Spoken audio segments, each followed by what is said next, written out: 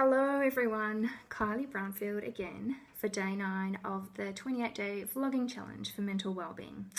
I had a few inquiries yesterday about seeing a psychologist and the costs and whether or not you need a referral.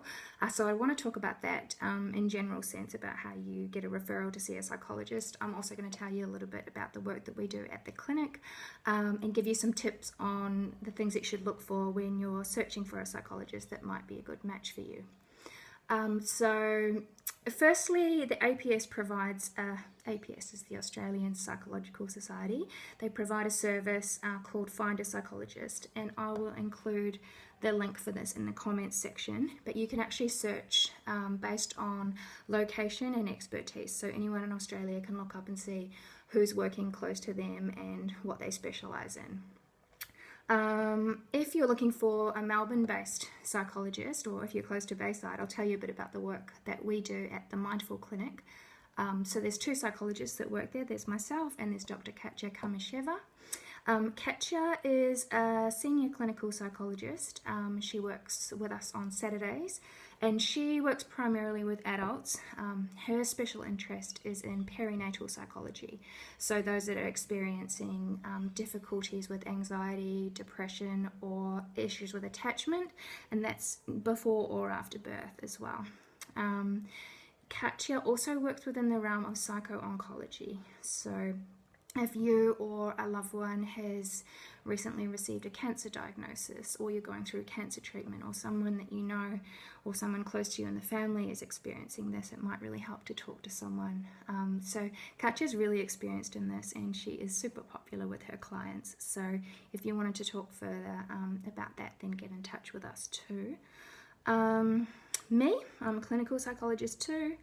I see clients across the lifespan. So my youngest little one is 4 at the moment, and my eldest client is in their 70s. So as you can probably tell from my vlog yesterday, I really love working with people that have been in or are recovering from emotionally abusive relationships or domestic violence.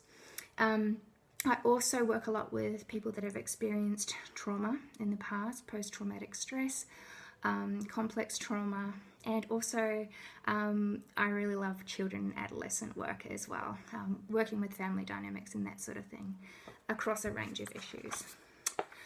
In terms of the costs for coming to see a psychologist, so sessions with either Katya or myself are $220, and if you get a referral from your GP, that will entitle you to a Medicare rebate of $124.50 per session. So out of pocket, it costs you $95.50 each time you come in. In terms of getting a referral, I'll talk you through the process of that.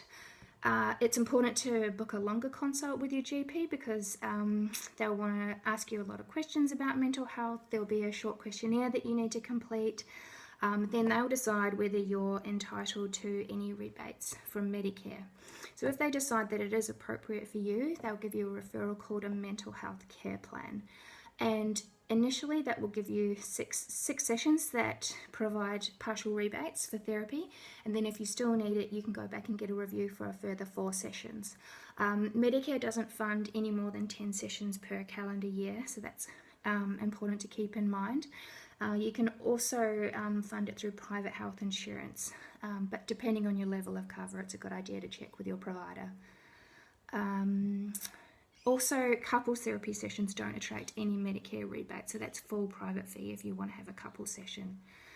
When you go in to see your GP, you can suggest a therapist that you want to work with, or you can talk to them about who might be a good match. They may know someone that they think will work with you perfectly, and you should take their advice on that. I'd also recommend calling a couple of therapists in your area and just having a chat to them and seeing if you're a good match, just seeing if you get a good vibe from them.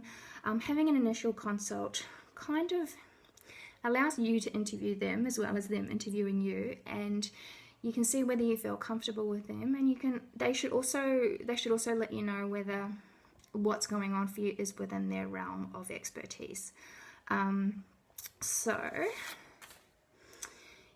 if you do start to see a therapist and you're not feeling that it's a good match, or you're not feeling that you're getting much from it, it's really important to discuss that with the therapist. And you're well within your rights to change, and your Medicare referral will be able to be transferred to another psychologist as well if you're not feeling like you're making much progress. But I would definitely talk to them about this in session, and then you can sort of work out what you need. They may even have someone that they can refer to you that might be more appropriate. Something else, also, if your therapist says something in the session that upsets you or you think's incorrect, or you need clarification on it, discuss it at the time, or come back to it later, but don't just let it go, because those things can kind of build up and fester. Obviously we're human too, and we get it wrong sometimes, but the best way of building up a therapeutic relationship is to be really collaborative and open, and be able to let your therapist know if there's something that has offended you or they've got wrong, and then you can kind of work through it from there. It's actually quite a good learning process for both the therapist and the client, and it helps with their relationship. Usually, well, this is how I do it anyway, but in the first session it's just a pure assessment. So I would ask lots of questions about your background, what's going on in the moment, and then in the second session we'll create some treatment goals and work out a plan of intervention. If necessary, there might be a diagnosis, there may not be. It's quite challenging for people to come in and see a psychologist, particularly if you've never done it before. I mean, you're speaking to someone you don't know.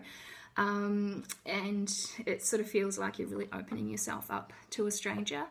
However, what we do find is that most people after the first session experience a great sense of relief that they've actually taken that first step, and then they know what they need to do each week or each fortnight when they come in to see their therapist, and they go from there.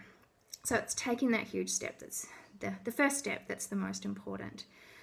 Also be mindful that no therapist can promise any outcome. So be really careful of people that will say, oh yes, I can fix that, or we'll have you better in no time, that sort of thing. It's usually up to the client as to how much work they do, whether they're willing to really look beneath the surface, whether they're really willing to do the work, practice the strategies, and work with the therapist. So the therapeutic relationship is really, really important here. So while we can't promise any outcomes, we often find that those that really put in the work and really make an effort are the ones that are rewarded the most. So something to think about anyway. Hopefully I've given you a balanced view of what it's like to go and see a psychologist. If you want any further information, or you want to talk about coming to see either myself or Katya, give us a call, 8555 0655, or you can always email me, Kylie at themindfulclinic.com.au. And I will see you tomorrow for day 10. Okay, enjoy your Friday. Bye.